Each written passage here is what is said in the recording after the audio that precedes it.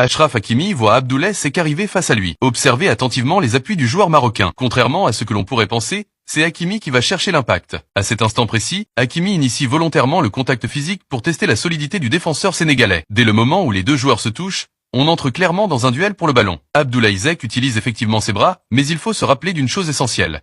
On est dans un duel que Hakimi était prêt à assumer. Sa concentration était entièrement portée sur le joueur sénégalais depuis le début du corner. D'ailleurs, il ne regarde le ballon à aucun moment. Pourtant, malgré l'intensité de ce duel, l'arbitre a finalement annulé le but sénégalais en jugeant ce contact illicite. C'est là que réside tout le paradoxe. Si la VAR était intervenue avec plus de rigueur pour analyser l'intention réelle de Hakimi, qui ignore totalement le ballon pour se focaliser uniquement sur son adversaire, l'arbitre aurait sans doute conclu que ce choc n'était pas une faute, mais la conséquence logique d'un duel physique provoqué par le joueur du PSG lui-même. C'est cette action qui, au final, poussera les joueurs sénégalais à quitter le terrain un peu plus tard, car le pénalty obtenu par Brahim Diaz était bel et bien valable, mais la différence, c'est que lui a eu droit à l'intervention de la VAR.